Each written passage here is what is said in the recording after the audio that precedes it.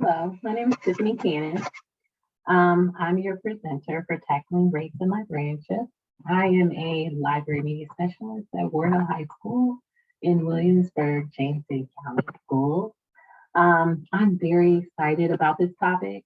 I've done so much research, watched videos, and of course, I'm passionate about it because I represent the underrepresented in our profession as an African American librarian.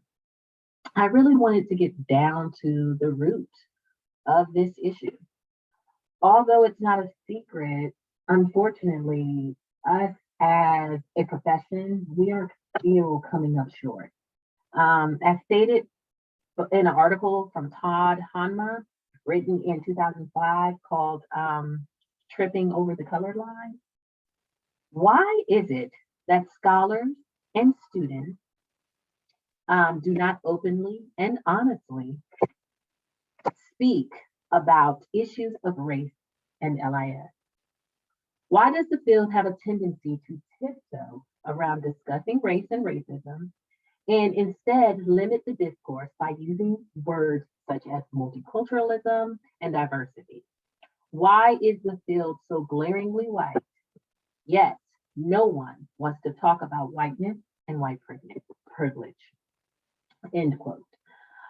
In this session, I really am hoping to have the conversation, the hard one, the real one. I'm not the first, I won't be the last, especially if we continue down the road that we're on, wanting to know why. What is the reason why our profession is not as diverse as the country say we live in? So, with the ever-growing push to diversify our collection and the books that we have in our library, and deal with race and racism as we have with with George Floyd and all the things that are happening around the world now, how can we not look inward at our profession and not be really concerned about why it has stayed so glaringly one way? All of these years later, I've watched all kinds of videos, like I said, and I've read articles. But my question is, what is going on? Our profession has been around for thousands of years. Libraries are in every single school, state, country, but yet we continue in the United States, we find ourselves here where we're not diverse enough. We're not diverse enough. In this PowerPoint, we're going to discuss multiple areas, okay? And of course, here's an agenda of the areas we're going to talk about: history of the profession to some of the current concerns. And I look forward to hearing from you all. Although this is a virtual session, I look forward to hearing from you all about your thoughts, and hopefully working together to tackle this elusive issue that it seems our profession can't quite get to the bottom of. As you know, the history of America as a whole, as it pertains to people of color, it just isn't very good. Slaves were not allowed to read and write. They were beaten or killed for doing so. This sordid history continued with Jim Crow, segregation, and even today with a disproportionate amount of people of color being jailed, killed, and even being paid less than their white counterparts. Unfortunately, this dark history that I'm speaking of, as a whole for the United States of America, the libraries fall right in with it. There is a dark history for libraries that included, segregation and, of course, people being left out, which is a cornerstone of our profession now. but this is just the history that, needs to be acknowledged and is acknowledged, really. We usually acknowledge the history of American history, and some of the dark places there. But the dark history of libraries also need to be acknowledged. In the 1800s, with slaves and people of color not being able to read legally, secret book clubs and libraries start popping up in the South. And in the North, although they were free and could learn to read, they were not permitted in libraries. So, of course, during this time, African American library societies and book clubs popped up all over the North. Um, because, of course, regardless, they wanted to read. They wanted to read. So moving forward into Dewey, we all know who Melville Dewey is because, of course, the Dewey Decimal System, which is still widely used. Unfortunately, Dewey is a product of his time. Okay, his discrimination also leaked over into those classifications. Any LGBTQ classification, they were under psychology and mental disorders, and African American literature and writers of any kind, regardless of subjects, were under colonization or slavery. In more recent years, of course, ALA has has made amends by, stripping his name from top awards. And this is, of course, in more recent times, um, which is wonderful because these things we are continuously trying to work towards doing better. At the end of the day, he is a product of his time, but we do not have to, continue on with whatever was done can be undone now. Okay, it can be undone. It is history, it is past, but it can be undone. We do not have to move forward in it. Okay, and of course, there was an ALA conference in 1936, and in that conference, it was in Richmond, Virginia. At the time, Virginia was a segregated state. So the African American librarians who went to the conference, they were not allowed to stay at the hotel. They could not go to sessions where there was eating. So anytime, if there's a session of eating, they weren't permitted there. And of course, they couldn't see exhibits. But after the conference, ALA did recognize that this was inappropriate.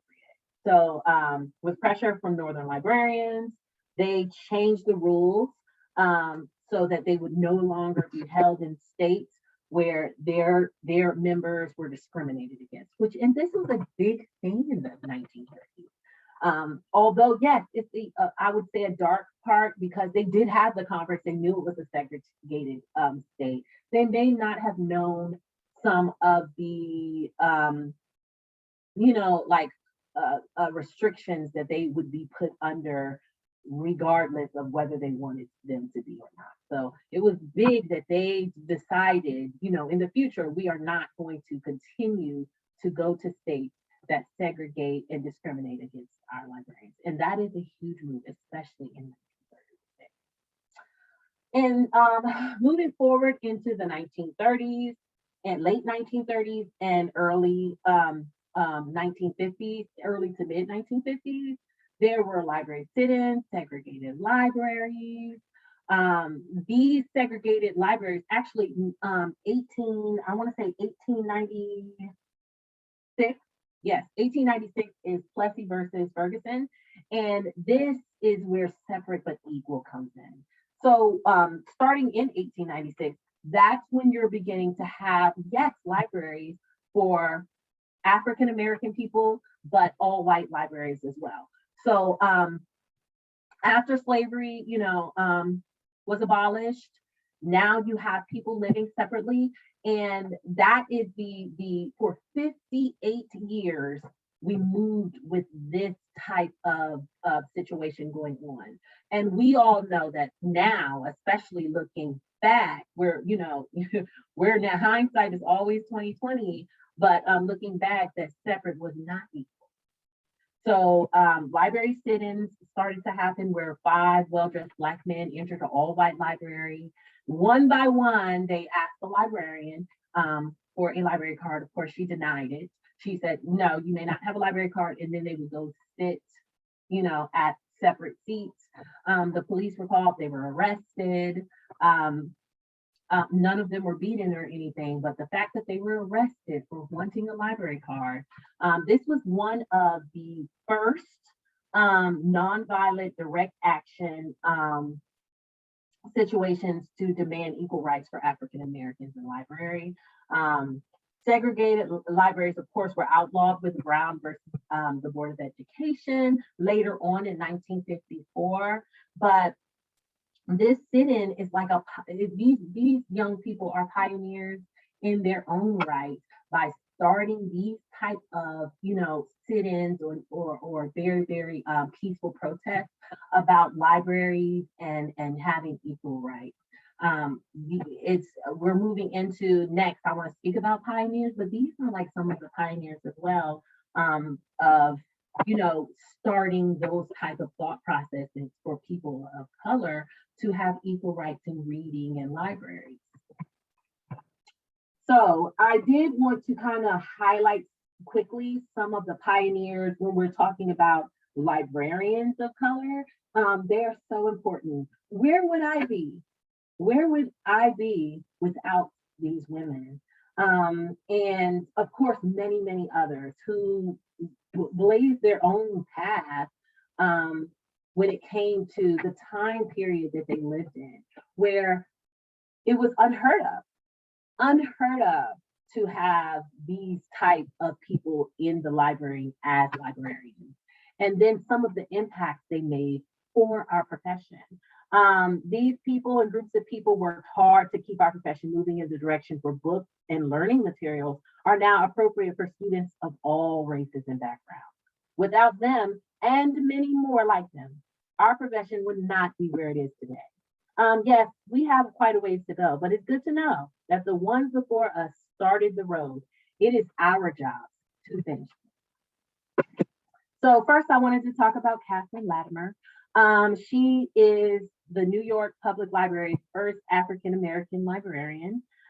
She spent time changing and reorganizing some of the issues that we talked about earlier with Julie, by moving African American literature to more appropriate sections in the library. And a really good story is one of the reasons that she became a librarian in the first place. She was an assistant librarian to a white librarian named Ernestine Rose. But Ernestine felt that patrons would benefit from seeing a Black librarian. She pushed for Catherine to become a librarian because she understood that them seeing it was empowering for them. And in the 1920s, it was really, really almost, Black people were coming in the back door almost. But in that community, it was more important to see an African American librarian to empower the people. And this woman, Ernestine Rose, she was very, very forward thinking in that aspect. Moving forward to Pura Belfry, she actually has an ALA award that was established in 1996 for her. It's given to the Latinx work that best portrays the Latino experience. And of course, that is a huge, huge deal because ALA, of course, is a huge, huge deal, especially for those of us in the profession. But she was New York Public Library, again, the first Puerto Rican librarian. Why was she so important? Because she was a gifted storyteller and puppeteer, but not only that, she was a Spanish speaking woman who understood and helped people in the community feel more belonged and loved in the library. When you have a community of people who are one or mostly one culture, it is extremely important to have someone that they feel understands their plight, and especially someone who spoke Spanish in the first place. Many of the books she wrote were extremely helpful with making children of color and even others experience the Latin culture. Um, of course, like I said, she gave that feeling of community in that library for that time period. It is extremely important to have her in our past to build, hopefully, towards the future and understanding um, some of the reasons why having these different cultural people are important to the patrons that come into the library, that make them feel welcomed, understood, all of the things that happen, when you have a diverse um, collection of people for librarians. All right, so finally, I wanted to talk about Judy Young. Last but certainly not least, she is a Chinese American librarian. She was a Chinese American librarian in the Oakland Public Library. While working as a librarian in the 70s, she noticed that there was little to no material about Chinese American women. And well, Chinese Americans, but especially women. After seeing this, she actually left the library profession to become a historian and a journalist. And now, of course, her stories are featured in libraries all over the country about Chinese Americans, especially women, and of course, Chinese American history. Why is it super duper important? Yes, it's important because she is a Chinese American woman. She saw a need because she understands that. That is her background. She wanted to see her background in the library, and when she did something about it. Now, me being an African American librarian, I wouldn't have understood or saw that need for the library. Why? Because I may not have paid attention. It would not be intentional.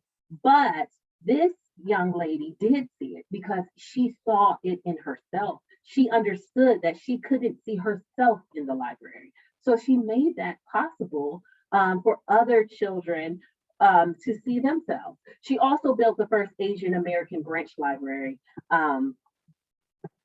in the country, which is a huge deal as well. While she was, while she was a librarian before she wrote the book. So this woman is a pioneer, and pioneers make it super duper important. These women make it, and others make it important, or make it helpful, or make it, or open our eyes to the fact that if there's a need for diversity in our profession. Finally, I'd be remiss if I didn't talk or mention the organization, the Joint Council of Librarians of Color. This was formed in 2015. It includes the American Indian Library Association, Asian Pacific American Library Association, the Black Caucus of the American Library Association, the Chinese American Library Association, and Reforma, the National Association to Promote Library and Information Services to Latinos and the Spanish speakers. Although people of color make up a small amount of librarians as a whole, it makes our impact that much important. Every librarian is important. Every single librarian is important. I'm not trying to say they are not, but librarians of color, since we make up a smaller amount, our impact is super important, and having something of an organization that highlights and our plight is super important. This is why I wanted to highlight this organization as a pioneer for librarians of color. Now, I say all of that. I brought all of that history in, and I talked about the pioneers, just to kind of build up to current statistics. All of the before and the history is super important. But now let's look at what is going on right now. Contributions from these women and many more so important to our profession. Imagine what it would be like if we had a more diverse population of librarians to contribute to our wealth of knowledge. It isn't intentional, but it may not occur to you what other cultures are going through or what they find important or relevant. When you're not a person of color or a minority, you may not know what to fight for. Looking at the statistics here, I am saddened to see this. This is still the case all of these years later. A lack of diversity in our field reinforces a lack of representation. Every chance we get, we should take a real look at the hiring practices, how we recruit new librarians, and what we can do to keep people of color in our field. I really and truly do not understand why, but this is just what we are working with right now. The numbers should be an indicator that we really have to take a deep dive into what is going on. I do get it that it's uncomfortable to have these conversations, but it's a necessary conversation. The graph does not represent the ever-changing country we live in, and we truly need to ask ourselves, why doesn't it? What does lack of diversity do to our collections? Unfortunately, lack of diversity in our profession has dire consequences on our collection. What you believe is important, let's say to the Black community, may not be important to the Black community. Having discussions about race and racism are far different from experiencing race and racism. Our experiences and background directly affect the kind of books that we feel are important. Our views as a profession are drastically one-sided. This from a profession that plays a huge role in collecting, preserving, disseminating information, and advocating for censorship.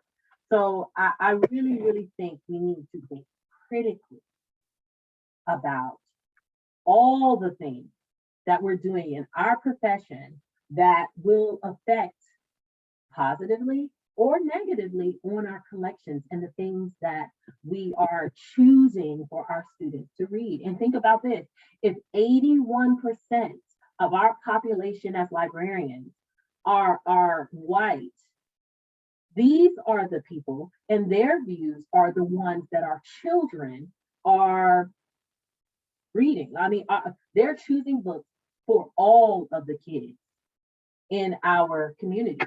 81% of librarians are choosing books for elementary, middle, high school students. They're choosing what one dynamic or one demographic of people is choosing what everybody is reading and listening to and what is important and not important. And that to me is unacceptable. That doesn't even it doesn't show what even the United States looks like as a whole. It doesn't mirror that. And it should mirror that, especially in our profession, which is an extremely important profession. Library programs with librarians of color enjoy a unique perspective that a large number of programs do not benefit from. How do we know a large number of programs don't benefit from it? Because we saw the chart. We saw that 81% is one demographic, and that demographic is not minority demographic. So that means you don't enjoy that unique perspective when some do. The lack of voices from a variety of backgrounds invalidates diverse stories, and diverse stories matter. Not only the diverse stories that students hear from audiobooks or books that we see in the library, but the stories that they can learn from the personal experiences of the librarians themselves. We have got to change. We have got to change this. And of course, the importance of to our students. Why is it important to our students for us to have a diverse profession. It goes without saying that for the same reasons we believe diverse books are important, that same reason would apply to why diverse librarians are important. As stated in the article titled Why Diversity Matters, which was a roundtable discussion on racial and ethnic diversity in librarianship by an African American librarian, Dracine Hodges. Librarians of every variety exist to serve their respective constituents through access to information and spaces for collaboration. With that in mind, I think diversity matters in relation to the relevance of services being provided to meet practical and extraordinary needs. Needs that are diverse not only because of ethnicity and race, but also because of religion, gender, socioeconomic status, physical ability, etc. End quote. All in all, our students deserve to be exposed to library programs with a variety of cultural representation. And this will show them. This will show them that without a shadow of a doubt, our dedication to equity and understanding the importance of cultural acceptance and diversity, our unflinching dedication to these things, cultural acceptance and diversity, not only in our books, but also in our field. We don't want to be superficial in that. We want to truly dedicate ourselves to these things that we speak about all the time. Finally, I wanted to do a reflection from a Black librarian. I'm a Black librarian, of course. My name is Tiffany Cannon. I teach on the secondary level, as I stated before. But coming into this field, I thought I knew what I was walking into. Librarians are mostly middle-aged white women. That's fine with me. I was okay with that. And that was my experience of librarians.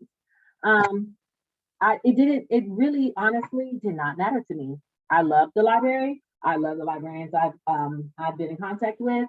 They were wonderful. They gave me a diverse amount of books. They were just amazing women. This is why I want a couple of reasons, one of the reasons why I wanted to become a librarian myself. But when I became a librarian, that is when I understood. I understood why me becoming a librarian was important. I did not come into the library field because I wanted, to diversify the library. But I now understand how important it was that I did it, regardless of why. I am the only African American librarian in my district, elementary, middle, or high school. And now I see the problem. None of the students have ever seen a Black librarian. They're usually shocked, or they think I'm just the assistant. Even teachers are like, why would you want to become a librarian?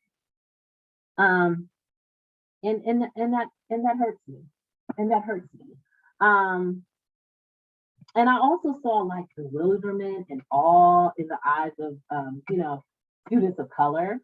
And I've stated so many times, you can be a librarian too, to these young students of color.